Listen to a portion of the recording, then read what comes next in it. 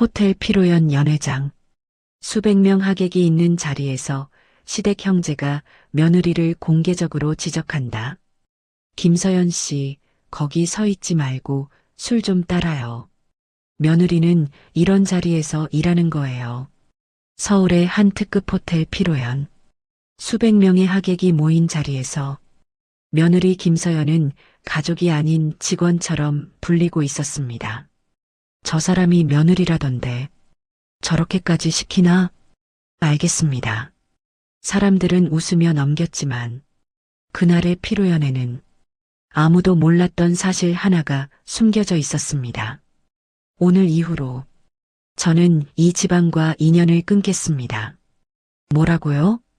그리고 그 순간 이 연애를 가능하게 만든 사람이 바로 그녀의 친정아버지라는 사실이 밝혀집니다.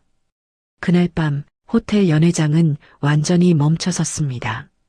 오늘 이야기처럼 가족이라는 이름 아래에서 벌어지는 일들은 때로는 남의 이야기 같지 않습니다. 만약 이런 시니어 감성 드라마가 마음에 드신다면 앞으로 올라올 이야기들도 놓치지 않도록 구독과 좋아요로 채널을 응원해 주시면 큰 힘이 됩니다. 이제 수백 명의 하객이 모인 호텔 피로연에서 며느리 김서연이 조용히 접시를 내려놓던 그 순간으로 다시 돌아가 보겠습니다. 그날 연회장에서 아무도 예상하지 못했던 일이 막 시작되고 있었습니다.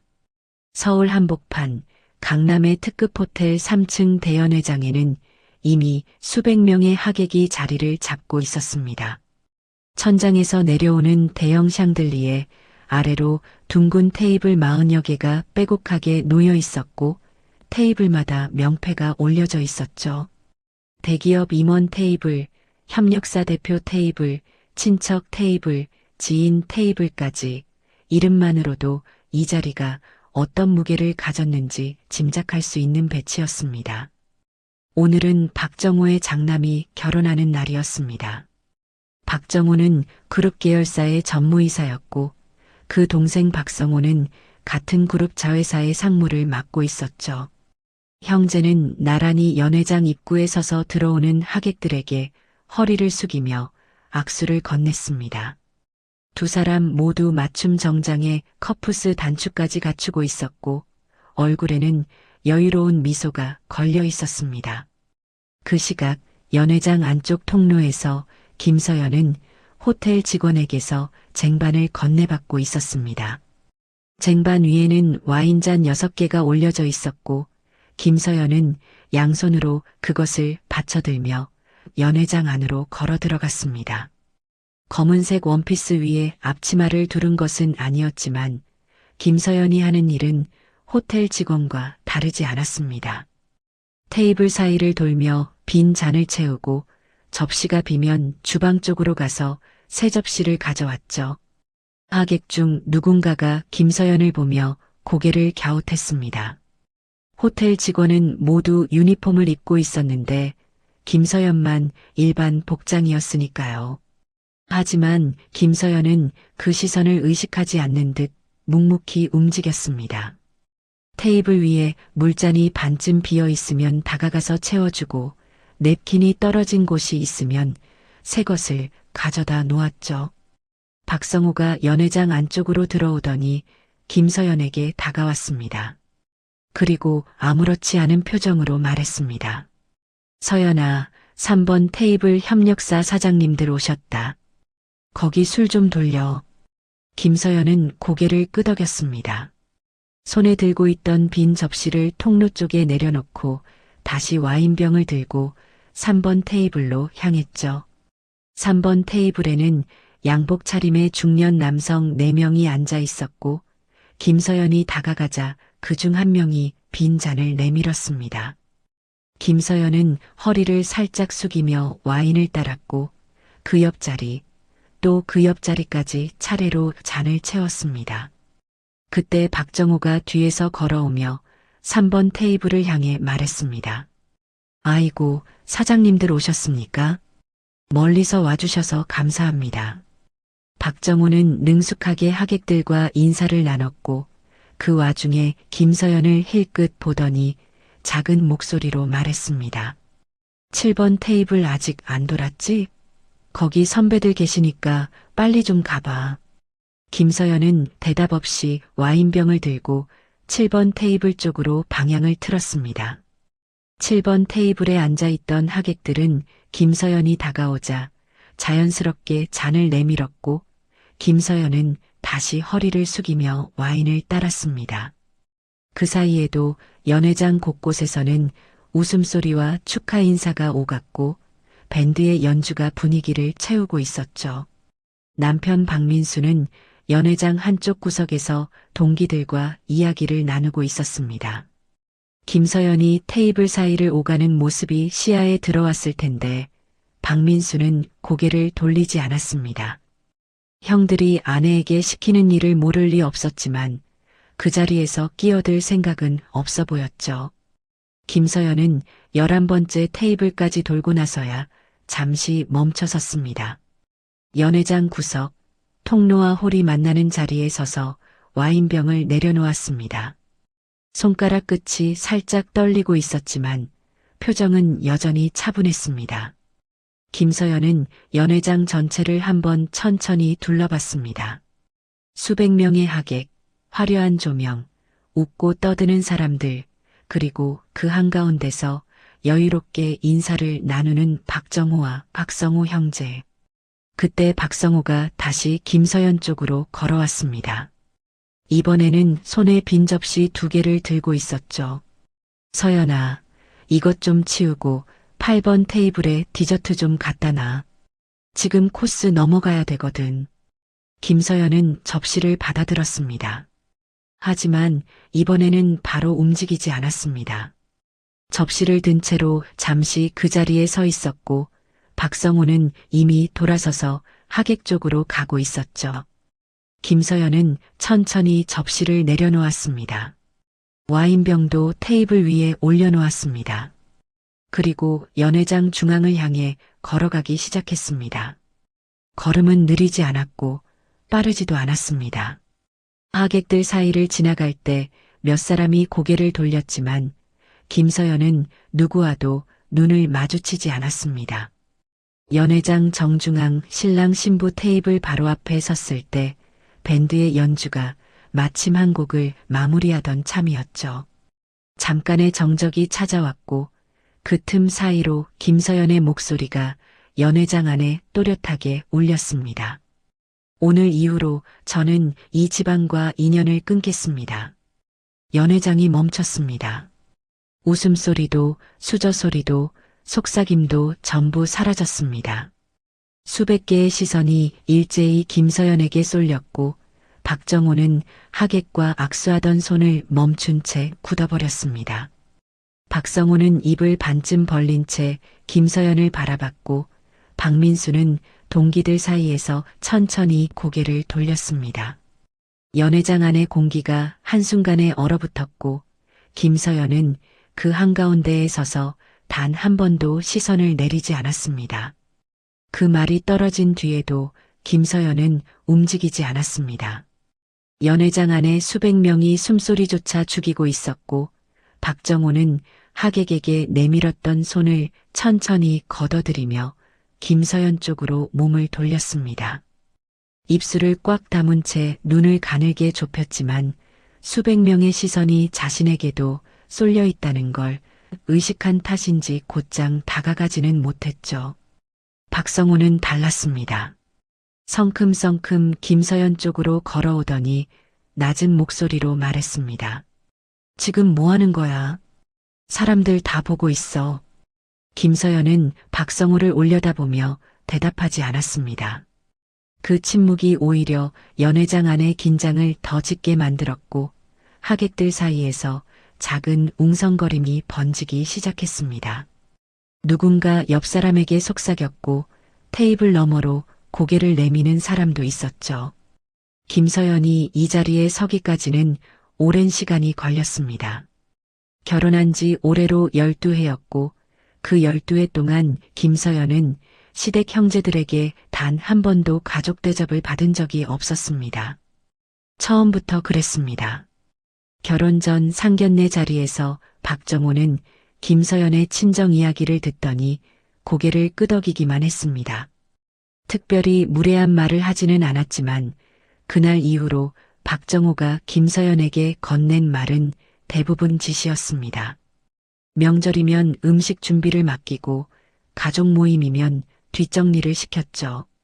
며느리니까 당연하다는 투였고 김서연의 직업이나 일상에 대해 물어본 적은 한 번도 없었습니다. 박성호는 더 노골적이었습니다. 김서연의 친정이 평범한 가정이라는 걸 알고 나서부터 대놓고 선을 그었죠. 가족 식사 자리에서 형수에게는 존칭을 쓰면서도 김서연에게는 반말을 섞었고 자리 배치도 늘 김서연만 구석이었습니다. 한 번은 추석 모임에서 김서연이 거실에 앉아 있자 박성호가 지나가며 말했습니다. 서연아, 부엌에 할 일 많은데 여기 앉아 있으면 어떡해. 김서연은 아무 말 없이 일어나 부엌으로 갔고 거실에서는 웃음소리가 이어졌습니다. 남편 박민수는 그 장면을 분명히 봤을 겁니다. 하지만 박민수는 형들 앞에서 입을 여는 법이 없었습니다. 둘째 형이 아내에게 반말을 해도 큰형이 아내에게 일을 시켜도 박민수는 고개를 살짝 돌리거나 자리를 피하는 것으로 상황을 넘겼죠. 김서연이 집에 돌아와서 이야기를 꺼내면 박민수는 늘 같은 말을 했습니다. 형들이 원래 그래. 좀 참아. 그 말이 한 번, 두 번, 10번, 20번 반복되면서 김서연은 남편에게 기대하는 것을 멈췄습니다. 시간이 지나면서 형제들의 태도는 더 굳어졌습니다. 김서연이 뭘 해도 당연했고 안 하면 눈치를 줬죠.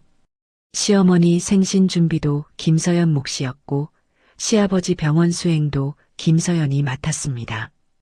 큰 며느리는 아이들 핑계로 빠졌고 박성호의 아내는 애초에 부르지도 않았습니다. 김서연만이 매번 호출되었고 매번 혼자 움직였습니다. 그러다 올해 초 박정호의 아들 결혼이 잡혔습니다.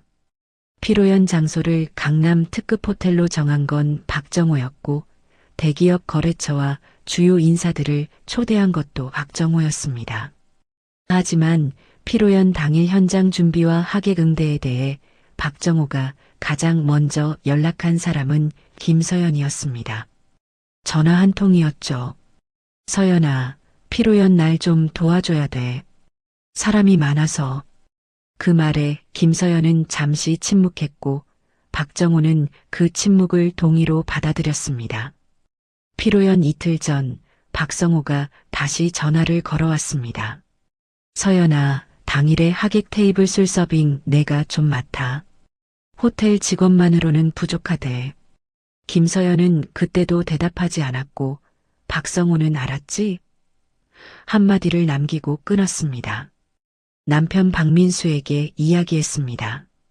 형들이 피로연에서 자신에게 접대를 시키려 한다고 수백 명 앞에서 술을 따르고 접시를 나르라는 거라고. 박민수는 한참을 가만히 있다가 입을 열었습니다. 큰형 체면이 있으니까 하루만 좀 도와줘.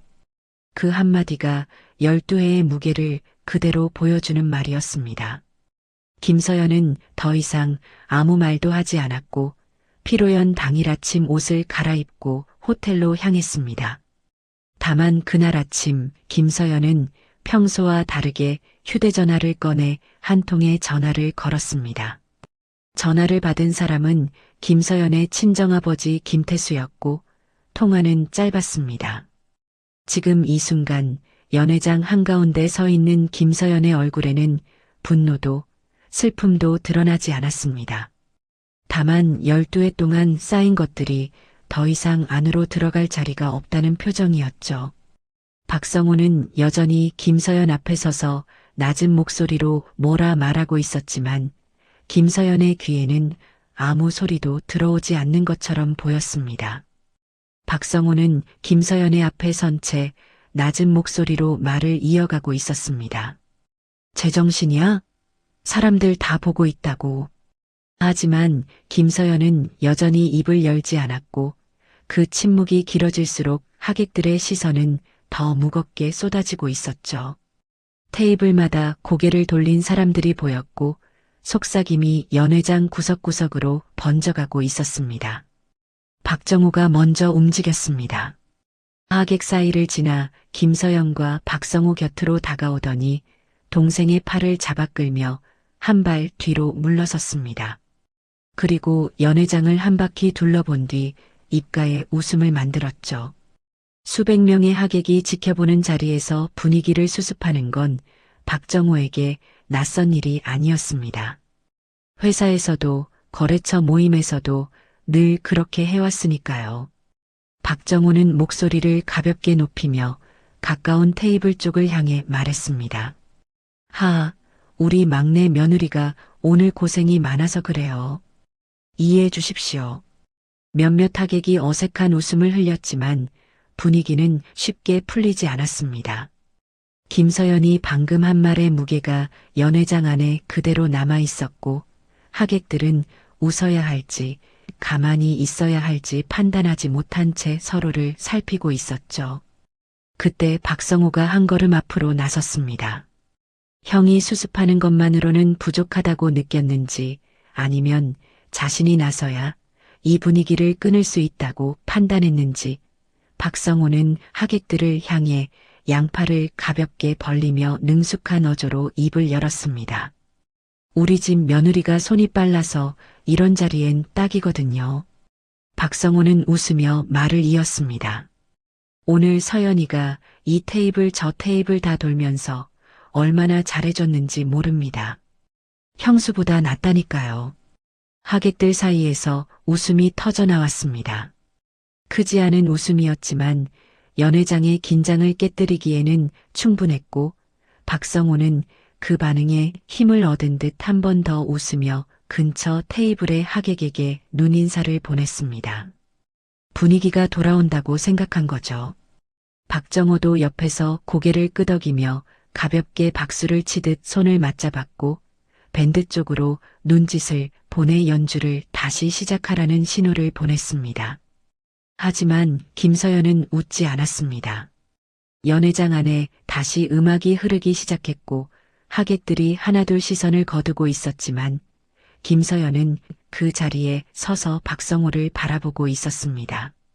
방금 들은 말이 귀 안에서 천천히 되감기고 있었죠. 손이 빨라서 이런 자리엔 딱이라는 말.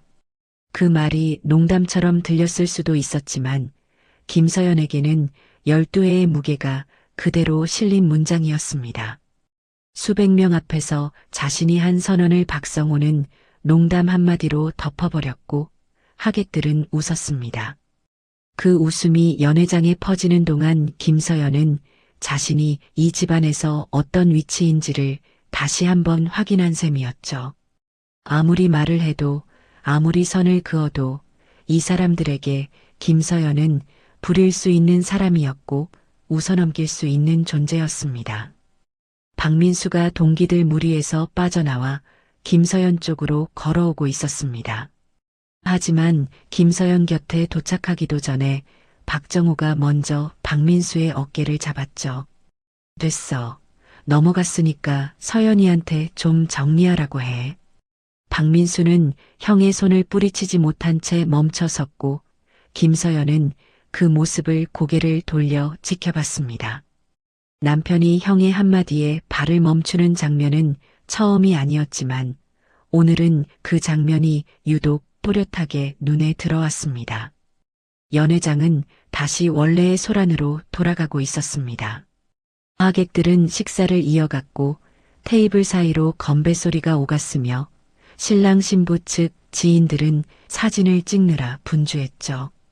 방금 일어난 일은 마치 작은 해프닝처럼 묻히고 있었고 박정호와 박성호는 이미 하객응대로 돌아간 상태였습니다. 김서연은 연회장 한쪽 기둥 옆에 서 있었습니다.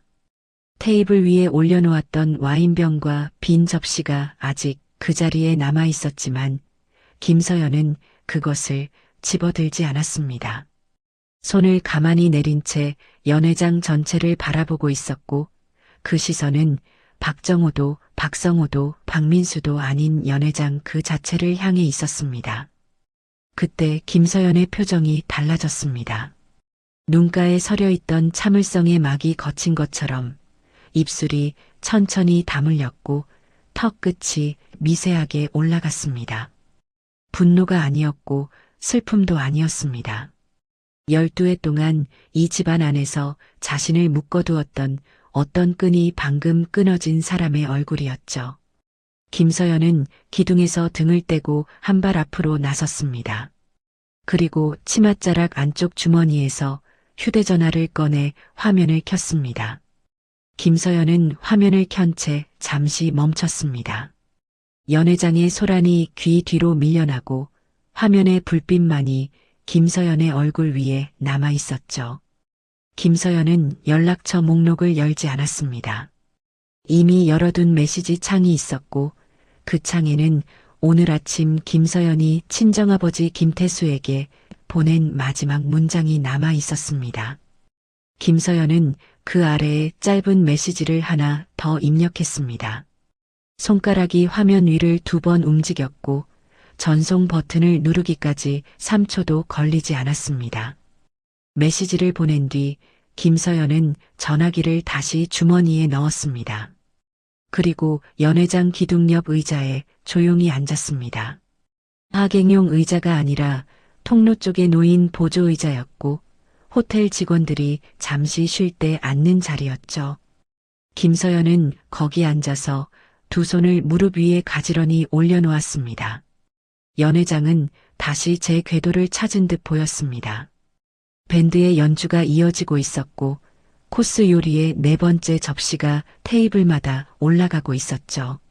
하객들은 다시 자기들끼리의 대화에 빠져들었고 조금 전 김서연이 연회장 한가운데서 한 말은 이미 술자리 화제거리 정도로 묻혀가는 중이었습니다. 누군가는 며느리가 술김에 한 말이려니 했고 누군가는 집안일이 좀 있나 보다 하며 고개를 돌렸습니다. 박정호는 다시 하객 응대에 집중하고 있었습니다. 이번 피로연에 초대한 거래처 대표만 7명이었고 그중 3명은 그룹 본사와 직접 거래하는 핵심 인물이었죠. 박정호에게 오늘은 아들의 결혼식이기도 했지만 동시에 자신의 체면과 인맥을 확인받는 자리이기도 했습니다. 테이블을 돌며 명함을 주고받고 건배를 하고 적절한 농담으로 웃음을 만들어내는 일이 박정호에게는 익숙한 일이었고 조금 전의 소동은 그 흐름 속에 빠르게 묻혀야 하는 것이었죠. 하지만 테이블을 두어 개 돌고 나서 박정호는 문득 고개를 돌렸습니다. 연회장 한쪽 통로에 앉아있는 김서연이 눈에 들어왔죠. 와인병도 접시도 들고 있지 않았고 테이블 사이를 오가지도 않았습니다. 그냥 앉아 있었습니다. 박정호의 눈썹이 살짝 올라갔습니다. 박정호는 박성호를 불러 작은 목소리로 말했습니다. 서연이 왜 앉아 있어? 아직 8번 테이블이랑 12번 테이블 안 돌았잖아. 박성호는 김서연 쪽을 보더니 입꼬리를 내리며 대꾸했죠. 아까 그 소동 때문에 삐친 거 아냐? 좀 있으면 일어나겠지. 하지만 김서연은 일어나지 않았습니다. 5번째 코스가 나오고 6번째 코스가 테이블에 올라가는 동안에도 김서연은 그 자리에 앉아 있었죠. 호텔 직원들이 테이블 사이를 오갈 때 김서연 옆을 지나쳤고 그중 한 명이 김서연에게 물 한 잔을 건넸지만 김서연은 고개만 살짝 숙여 인사하고 잔을 받아들었을 뿐이었습니다. 박민수가 김서연에게 다가온 건 그 즈음이었습니다.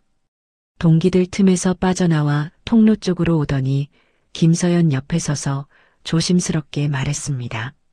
서연아, 일단 좀 도와줘. 형들이 신경 쓰고 있어. 김서연은 고개를 들어 박민수를 올려다봤습니다. 그리고 아무 말도 하지 않았습니다. 눈을 마주친 채 입을 다물고 있었고 그 시선 안에는 화도 원망도 없었지만 대답할 마음 역시 없다는 것이 분명하게 읽혔죠. 박민수는 잠시 서 있다가 입술을 한 번 다셨고 결국 아무 말도 더하지 못한 채 돌아섰습니다. 시간이 흐를수록 박정호의 표정은 점점 굳어졌습니다. 악의응대를 하면서도 시선이 자꾸 김서연 쪽으로 갔고 한 테이블에서 인사를 마치고 돌아서는 박정호의 입꼬리가 눈에 띄게 내려가 있었죠. 거래처 대표 중 한 명이 박정호에게 슬쩍 물었습니다. 저쪽에 앉아 계신 분이 누구야?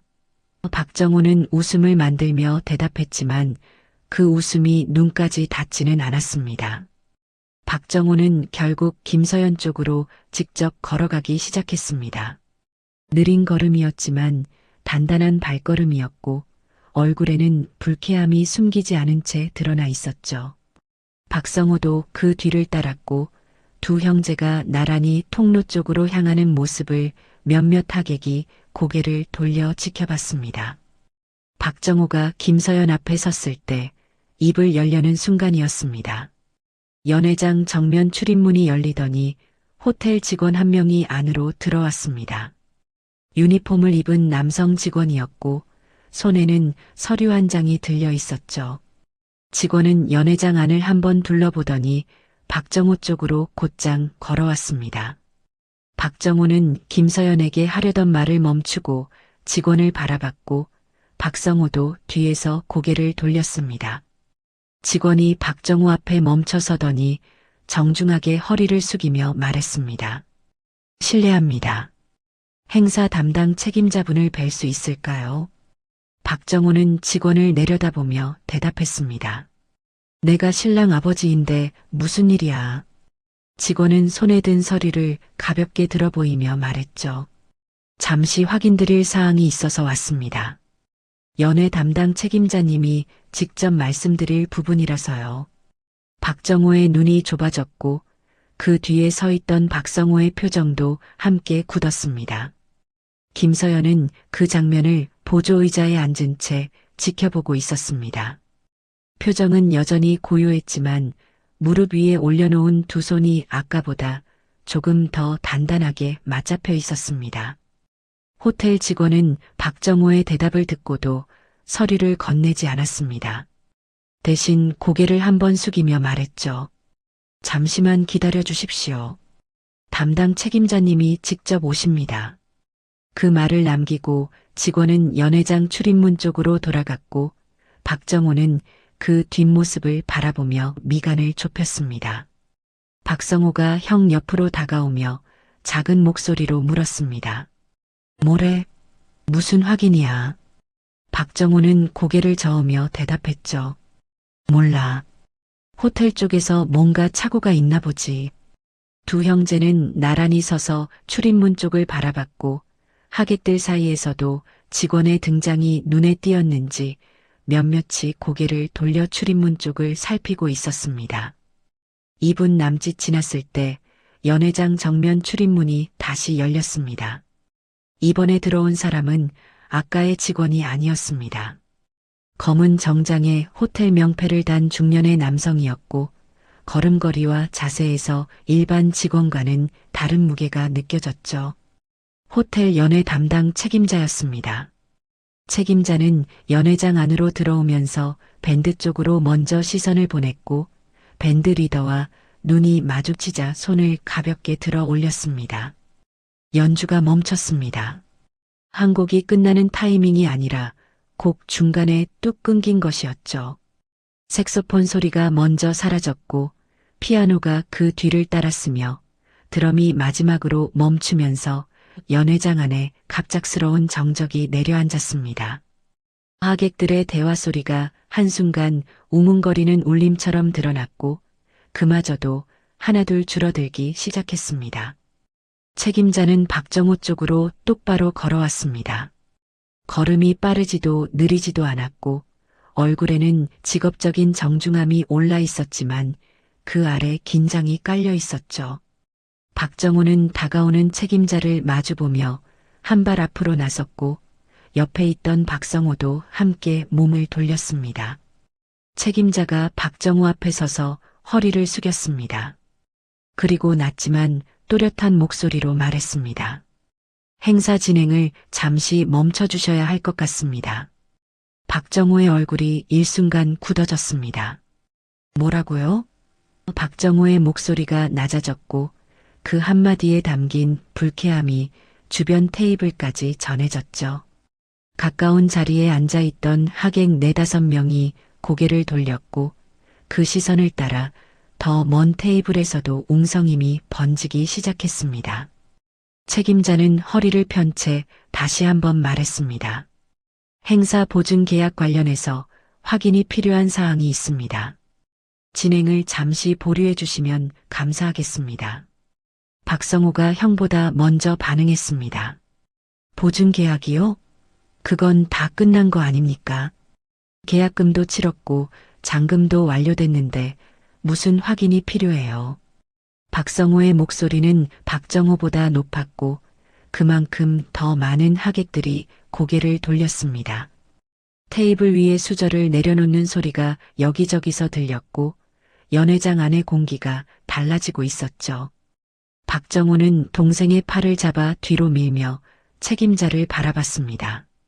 지금 여기서 이런 이야기를 할 자리가 아닌 것 같은데요. 하객분들이 계시지 않습니까? 박정호의 목소리는 낮았지만 단단했고 이 상황을 바깥으로 끌고 나가려는 의도가 분명했습니다. 하지만 책임자는 물러서지 않았죠.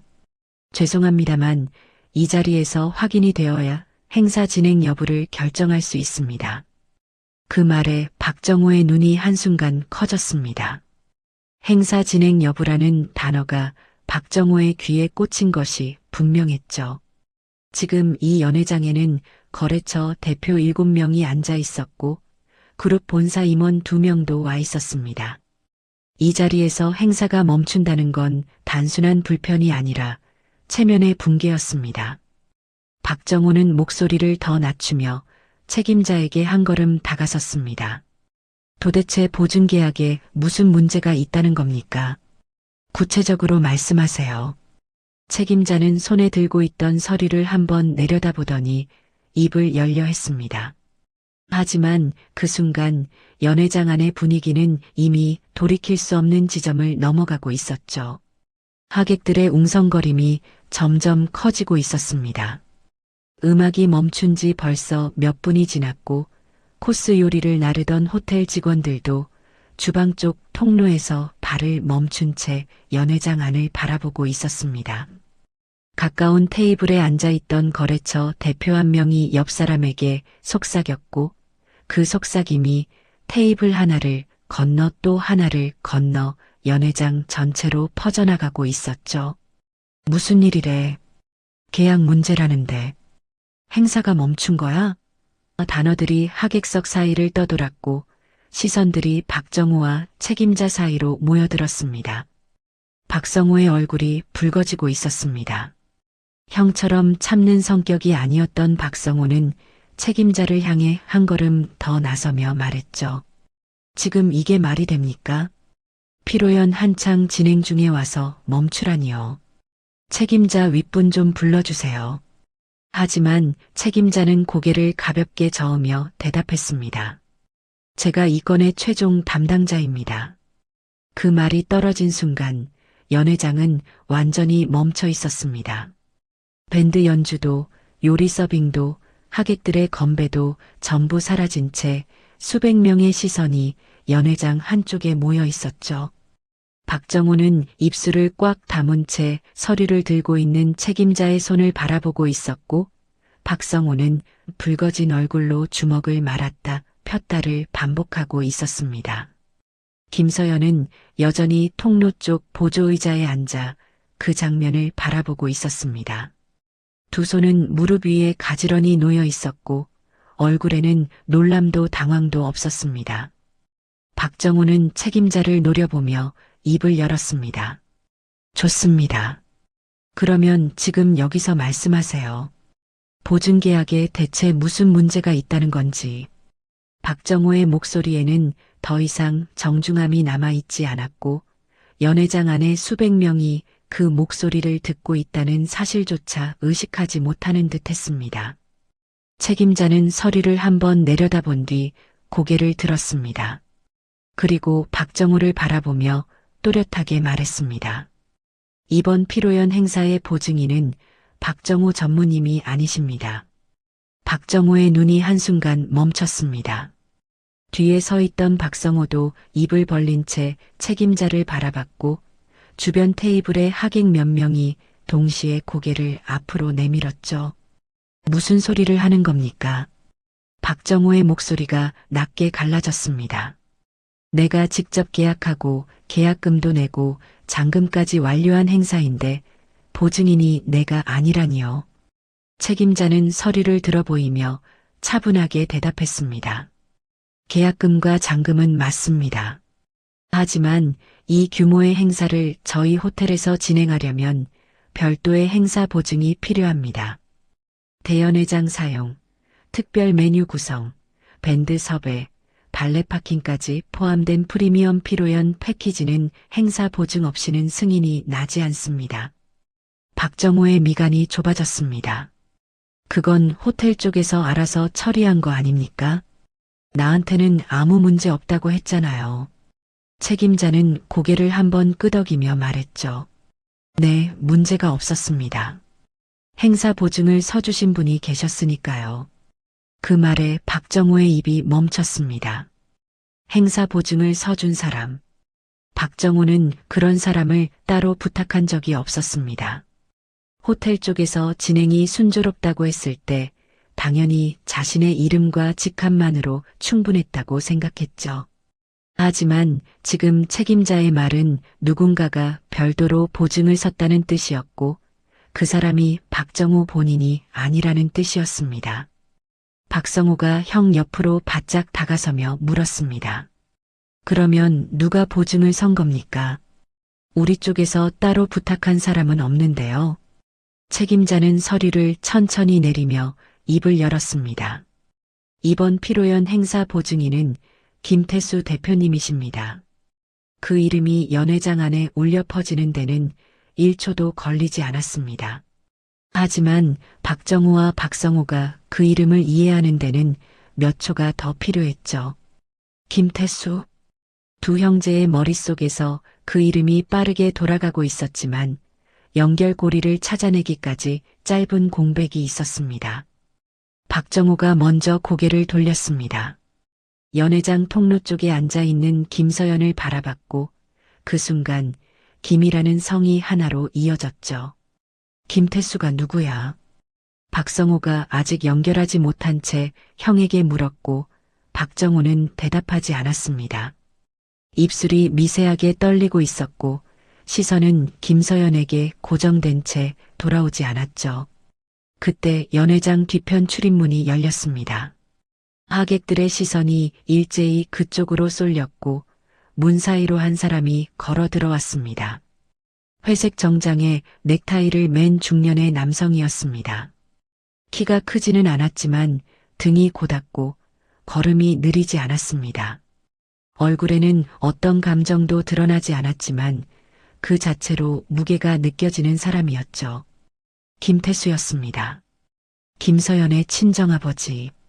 김태수가 연회장 안으로 들어오자 가장 먼저 반응한 것은 하객석이었습니다. 거래처 대표 테이블 쪽에서 누군가 자리에서 일어섰고 그 옆 사람이 작은 목소리로 말했죠. 저분 아닌가? 태수물산 김 대표. 그 말이 테이블을 타고 번졌고 고개를 돌리는 하객들이 점점 늘어났습니다. 김태수의 이름을 아는 사람이 한두 명이 아니었던 겁니다. 김태수는 하객들의 시선에 아랑곳하지 않고 연회장 안쪽으로 걸어왔습니다. 책임자는 김태수를 보자 자세를 고쳐 잡으며 허리를 깊이 숙였고 그 모습을 본 박정호와 박성호의 얼굴이 동시에 굳어졌습니다. 호텔 책임자가 저 정도로 예를 갖추는 사람이라면 김태수가 이 호텔에서 어떤 위치인지 짐작할 수 있었으니까요. 하객석의 웅성거림이 걷잡을 수 없이 커지고 있었습니다. 행사 보증인이 김 대표라고? 근데 김 대표가 왜 박 전문의 피로연에? 며느리가 김 대표 딸이래. 단어들이 테이블을 넘고 자리를 건너뛰며 연회장 전체로 퍼져나갔고 그 흐름을 막을 수 있는 사람은 아무도 없었습니다. 박성호는 뒤늦게 상황을 파악한 듯 박정호에게 다가가며 낮은 목소리로 말했습니다. 형, 서연이 친정아버지가 김태수야? 태수물산? 박정호는 대답하지 않았습니다. 입술을 굳게 다문 채 김태수가 걸어오는 모습을 바라보고 있었고 그 눈 안에는 당혹과 분노와 수치가 한꺼번에 얽혀 있었죠. 김태수는 박정호 앞을 지나쳤습니다. 눈길 한 번 주지 않았습니다. 박성호 앞도 지나쳤고 박민수가 서 있는 쪽도 보지 않았습니다. 김태수의 발걸음은 오직 한 방향, 통로 쪽 보조의자에 앉아 있는 김서연을 향하고 있었죠.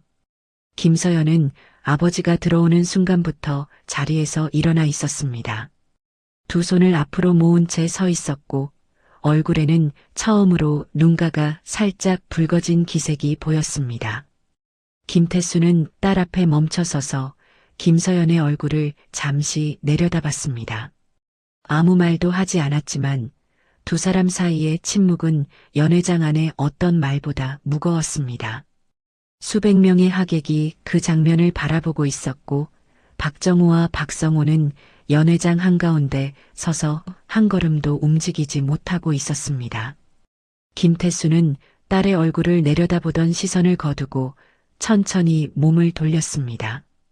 연회장 안을 한번 둘러봤고 수백 명의 하객이 자신을 바라보고 있다는 것을 확인한 뒤에도 표정은 달라지지 않았죠. 김태수는 딸 옆에 서서 아무 말 없이 기다리고 있었고 그 침묵이 연회장 안의 긴장을 한 겹 더 두텁게 만들고 있었습니다.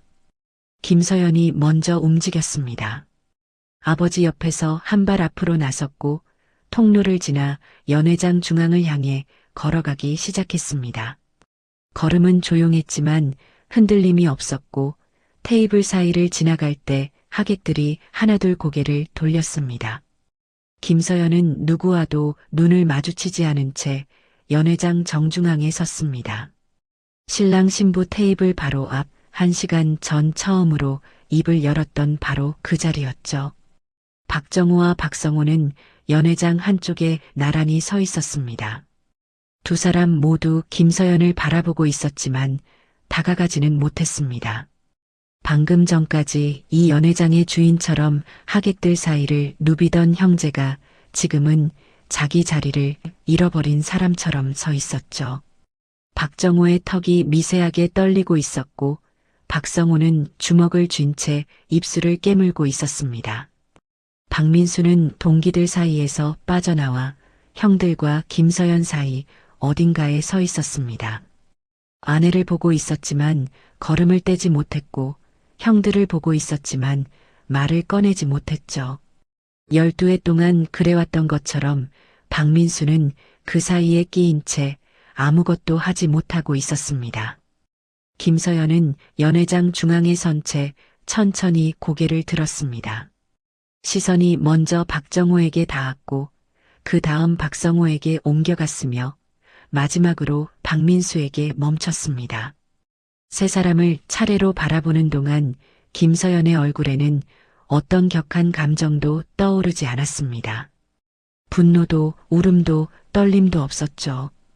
다만 오래 닫아두었던 문을 마침내 여는 사람의 고요함이 거기 있었습니다. 김서연이 입을 열었습니다. 가족이라서 참았습니다. 연회장 안의 모든 소리가 사라졌습니다. 숨소리도 수저 소리도 의자 끄는 소리도 전부 멈췄고 수백 명의 하객이 김서연의 입만 바라보고 있었죠. 결혼하고 12해 동안 가족이니까 참았습니다. 명절마다 혼자 부엌에 서도 가족이니까 당연한 거라고 했고 시아버지 병원을 매주 오가면서도 가족이니까 해야 하는 일이라고 생각했습니다. 김서연의 목소리는 높지 않았습니다. 하지만 연회장 구석구석까지 닿을 만큼 또렷했고 한 문장이 끝날 때마다 하객들 사이의 정적이 더 깊어졌죠. 오늘 이 자리에서 수백 명 앞에서 술을 따르고 접시를 나르는 것도 가족이니까 해야 하는 일이었습니다. 적어도 저는 그렇게 생각하려고 했습니다. 김서연의 시선이 박성호에게 향했습니다. 하지만 가족은 사람 앞에서 며느리를 불러다 부리고 농담거리로 만드는 사이가 아닙니다. 박성호의 얼굴이 붉어졌다가 하얗게 변했습니다. 입을 열려 했지만 김서연의 다음 말이 더 빨랐죠. 가족은 12해 동안 단 한 번도 이름을 불러주지 않고 반말로 일을 시키는 사이도 아닙니다. 김서연의 시선이 박정호에게로 옮겨갔습니다. 박정호는 미간을 좁힌 채 김서연을 바라보고 있었고 입술 한쪽이 떨리고 있었지만 말을 꺼내지는 못했습니다. 주변에 너무 많은 눈과 귀가 있었고 지금 무슨 말을 해도 자신에게 돌아올 것이 뻔했으니까요. 김서연의 시선이 마지막으로 박민수에게 닿았습니다. 박민수는 아내와 눈이 마주치자 고개를 살짝 떨궜고 그 모습을 본 김서연의 입가가 아주 미세하게 움직였습니다. 쓴웃음이라고 부르기에는 너무 짧았고 체념이라고 부르기에는 너무 담담한 움직임이었죠. 하지만 오늘로 끝내겠습니다. 김서연은 다시 연회장 전체를 바라보며 말했습니다. 이 집안과 저는 오늘로 인연을 정리합니다. 그 문장이 연회장 안에 내려앉는 순간 하객석 여기저기서 숨을 들이쉬는 소리가 들렸습니다. 누군가는 입을 손으로 막았고 누군가는 옆 사람의 팔을 잡았죠. 수백 명이 모인 자리에서 며느리가 시댁과의 인연을 공개적으로 끊겠다고 선언하는 장면은 그 누구도 예상하지 못한 일이었습니다. 박정호가 마침내 입을 열었습니다. 서연아, 지금 이게 무슨... 하지만 그 말은 끝까지 이어지지 못했죠. 김서연이 이미 몸을 돌려 아버지가 서 있는 쪽으로 걸어가고 있었기 때문입니다. 박정호는 한 걸음 따라가려 했지만 호텔 책임자가 그 사이에 서며 조용히 말했습니다. 보증 관련 확인이 아직 남아 있습니다. 연회장 안은 완전히 조용해져 있었습니다. 밴드도 호텔 직원도 하객도 아무도 움직이지 않았고 그 정적 속에서 김서연의 구두 소리만이 바닥을 울리며 아버지 곁으로 향하고 있었습니다. 김서연이 아버지 곁에 도착했을 때 김태수는 딸을 한번 바라보고 고개를 살짝 끄덕였습니다. 그리고 낮지만 또렷한 목소리로 말했습니다. 이제 더 참지 마라. 그 한마디에 김서연의 눈가가 붉어졌습니다. 하지만 눈물은 흘리지 않았죠. 입술을 한번 꾹 다물었다가 천천히 풀었고 고개를 들어 아버지의 얼굴을 올려다봤습니다. 김태수의 표정은 여전히 담담했지만 딸을 바라보는 눈 안에는 오래 참아온 사람만이 알아볼 수 있는 깊은 무게가 들어 있었습니다. 김서연은 아버지 옆에 나란히 섰습니다. 그리고 연회장을 등지고 출입문 쪽으로 걸어가기 시작했죠. 김태수도 함께 발을 옮겼습니다. 두 사람은 나란히 걸었고 뒤를 돌아보지 않았습니다. 연회장의 조명 아래를 지나 통로를 건너 출입문까지 수백 명의 시선이 두 사람의 등에 쏟아지고 있었지만 김서연도 김태수도 한 번도 걸음을 멈추지 않았습니다. 출입문이 열렸고 두 사람의 등이 문 너머로 사라졌습니다. 문이 천천히 닫히면서 연회장 안에는 다시 정적이 내려앉았죠. 아무도 말을 하지 않았고 아무도 일어서지 않았습니다. 밴드 연주자들은 악기를 내려놓은 채 서로를 바라보고 있었고 호텔 직원들은 주방 쪽 통로에서 발을 멈춘 채 연회장 안을 살피고 있었습니다. 박정호는 출입문이 닫히는 순간까지 그 자리에 서 있었습니다. 한 발도 움직이지 못했죠. 방금 전까지 수백 명의 하객 앞에서 악수를 나누고 건배를 이끌던 사람이 지금은 입을 다문 채 닫힌 문만 바라보고 있었습니다. 얼굴에서 혈색이 빠져나가고 있었고 맞춤 정장의 커프스 단추가 조명 아래서 빛났지만 그 빛이 어울리지 않는 모습이었습니다. 박성호는 한 걸음 뒤에서 형의 등을 보고 있었습니다. 입을 열려다 닫기를 몇 번 반복했지만 결국 아무 말도 꺼내지 못했죠. 박성호의 시선이 하객석 쪽으로 흘러갔고 그 순간 자신을 바라보는 수백 개의 눈과 마주쳤습니다.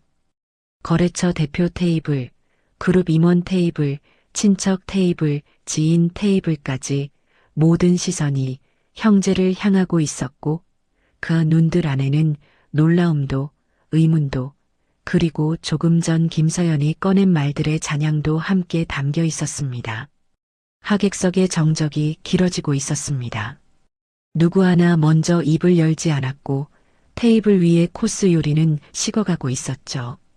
와인잔에 남은 술이 조명 아래서 흔들림 없이 고여 있었고 냅킨을 무릎 위에 올려놓은 하객들은 자세를 고쳐 앉지도 못한 채 연회장 앞쪽을 바라보고 있었습니다. 그때 하객석 중간쯤 거래처 대표 테이블 근처에서 누군가 낮은 목소리로 말했습니다. 참다가 터진 거지.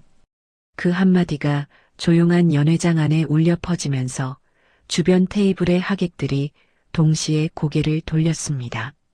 말한 사람은 환갑이 넘어 보이는 남성 하객이었고 테이블 위에 와인잔을 만지작거리며 아무에게랄 것 없이 중얼거린 것이었죠. 하지만 그 말이 연회장 안의 정적을 깨뜨렸고 테이블 여기저기서 작은 웅성거림이 터져 나오기 시작했습니다. 12회를 참았다잖아. 명절마다 혼자 부엌에 섰다면서 수백 명 앞에서 술 시중을 들렸다는 거야? 하객들의 속삭임이 테이블을 넘고 자리를 건너 연회장 전체로 번졌고 그 말들의 방향은 하나같이 박정호와 각성호를 향하고 있었습니다. 박정호는 가까운 테이블에서 들려오는 속삭임을 들었습니다. 고개를 돌려 그 테이블을 바라봤을 때 앉아있던 거래처 대표가 시선을 피했죠. 박정호는 다른 테이블을 봤고 거기서도 눈이 마주치자마자 고개를 돌리는 하객을 봤습니다. 이 연회장에 모인 사람들은 박정호의 체면을 세워주러 온 사람들이었지만 지금 이 순간 그 체면은 어디에도 남아있지 않았습니다. 박성호가 형에게 다가가 작은 목소리로 말했습니다. 형, 일단 하객들한테 뭐라도 해야 하지 않아? 하지만 박정호는 대답하지 않았습니다. 무슨 말을 해야 할지 알 수 없었으니까요. 며느리가 공개적으로 인연을 끊겠다고 선언한 자리에서 행사 보증인이 그 며느리의 친정아버지였다는 사실이 드러난 자리에서 수백 명의 하객이 지켜보는 앞에서 할 수 있는 말은 아무것도 없었습니다. 박민수는 형들과 떨어진 자리에 서 있었습니다. 아내가 나간 출입문을 바라보고 있었지만 따라 나가지 않았죠. 형들 쪽을 돌아보지도 않았고 하객들 쪽을 향하지도 않았습니다. 그 어디에도 서지 못하는 사람처럼 연회장 한가운데 홀로 남아 있었습니다. 호텔 책임자는 이미 조용히 연회장 밖으로 나가고 없었습니다. 밴드 연주자들은 악기를 케이스에 넣기 시작했고 호텔 직원들은 더 이상 코스 요리를 나르지 않았습니다. 연회장의 조명은 여전히 환하게 켜져 있었지만 그 빛 아래서 움직이는 사람은 아무도 없었죠. 하객들이 하나둘 자리에서 일어나기 시작했습니다. 먼저 일어선 것은 거래처 대표 테이블이었고 뒤이어 그룹 임원 테이블, 지인 테이블 순으로 의자를 빼는 소리가 이어졌습니다. 누구도 박정호에게 인사를 하지 않았고 누구도 박성호에게 악수를 건네지 않았죠. 그저 조용히 자리에서 일어나 출입문 쪽으로 향했고 연회장은 테이블 하나씩, 의자 하나씩 비어갔습니다. 40여 개의 테이블 위에는 반쯤 식은 요리와 입을 대지 않은 와인잔이 남아 있었습니다. 샹들리에는 여전히 빛나고 있었고 명패는 제자리에 놓여 있었죠. 하지만 그 모든 것을 비추는 조명 아래서 박정호와 박성호는 텅 비어가는 연회장 한가운데 서서 한마디도 하지 못하고 있었습니다. 체면으로 세운 자리는 체면만 남은 채 조용히 무너지고 있었습니다. 참고 참고 또 참았던 시간 끝에 김서연은 결국 자신의 길을 선택했습니다. 가족이라는 이름으로 이어진 인연도 때로는 스스로 지켜야 할 선이 있기 때문입니다. 그날 밤 수백 명의 하객이 지켜보던 호텔 연회장은 오랫동안 잊히지 않을 침묵 속에 남았습니다. 그리고 어떤 사람들에게는 그 침묵이 가장 큰 대답이 되었을지도 모릅니다. 끝까지 시청해 주셔서 감사합니다.